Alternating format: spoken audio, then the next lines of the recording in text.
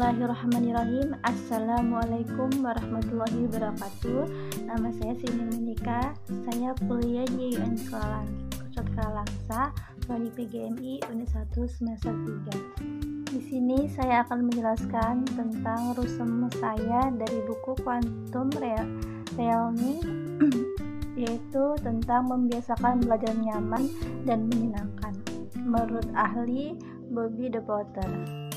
Menurut Bobby De Potter, quantum learning secara garis besar adalah upaya pedoman atau strategi dan aktivitas belajar yang bisa dimanfaatkan untuk menguatkan daya ingat dan pemahaman. Selain itu, membuat aktivitas belajar sebagai kegiatan yang bermanfaat dan menyenangkan. Jadi, pola hubungan interaksi dalam quantum learning bermanfaat untuk merubah potensi siswa dan guru ke arah yang lebih baik dan membantu perkembangan minat belajar siswa sehingga pembelajaran bisa lebih efektif dan akurat. Dalam quantum learning ada dua model, yang pertama yaitu peta konsep dan yang kedua yaitu teknik memori.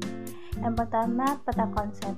Peta konsep itu sendiri seperti ada pada umumnya, yakni kita membuat judul di atas, kemudian membuat cabang-cabang yang berupa kata-kata kunci dan gambar untuk menarik perhatian. Peta konsep sebagai teknik belajar efektif. Peta konsep di sini lebih menunjukkan sebuah ide pemikiran yang dituangkan dalam bentuk gambaran atau grafik.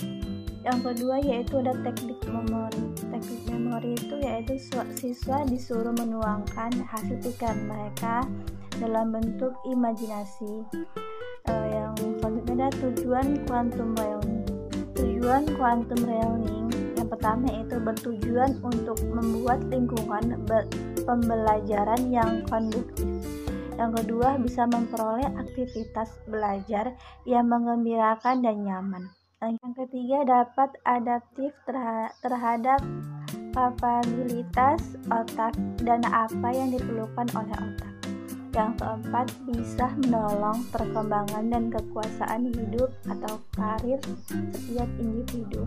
Yang kelima, dapat mengembangkan akselerasi pembelajaran individu dan grup belajar. Adapun prinsip dalam quantum learning. Yang pertama yaitu mengetahui secara sadar bahwa apapun yang akan disampaikan bisa berpengaruh pada pembelajaran, mulai dari bahasa tubuh guru sehingga kondisi atau lingkungan belajar, pengaturan tempat duduk, lembar kerja, dan diserahkan kepada murid sebagai strategi pembelajaran. Yang kedua, mengetahui dengan sadar bahwa setiap pembelajaran pasti memiliki tujuan. Yang ketiga, bersikap secara sadar bahwa pengalaman adalah proses pembelajaran yang mendahului teori. Yang keempat, mengakui secara sadar bahwa dalam mendapatkan ilmu pasti ada sebuah upaya atau kerja keras. Yang kelima, sesuatu yang berat untuk didapatkan harus lebih dihargai. Setiap keberhasilan sedikit pun harus dihargai dan dirayakan. Selanjutnya ada langkah-langkah atau sinteks quantum learning menurut Bobby De Potter. Yang pertama ada tumbukan. Tumbukan ini adalah biasanya untuk menumbuhkan minat belajar yang baik kepada siswa sehingga mereka bisa bermotivasi dalam belajar. Yang kedua ada alami. Alami ini digunakan pembelajaran yang simpel dan mudah dipahami oleh setiap siswa. Buatlah pembelajaran yang bisa menghubungkan materi pelajaran atau umum dengan pengalaman kehidupan siswa. Yang ketiga ada namai. Nama ini dibuat sebuah ide, kode simbol atau rumus dan strategi dalam setiap konsep yang ada. Contohnya seperti pada saat kita menghafalkan rumus dengan bernyanyi. Yang keempat ada demonstrasikan waktu. Berikan waktu siswa untuk mempresentasikan sesuatu dan beri motivasi bahwa mereka bisa. Yang kelima ada ulangi. Guru harus memberikan contoh, cara dan metode yang relevan dalam mata pelajaran.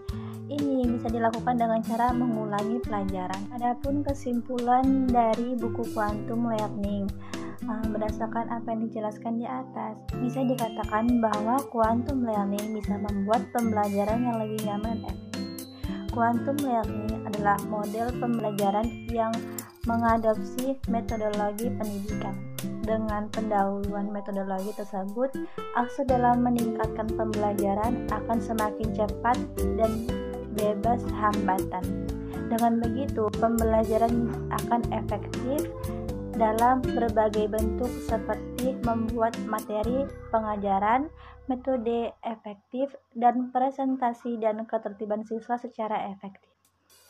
Sekian, terima kasih. Assalamualaikum warahmatullahi wabarakatuh.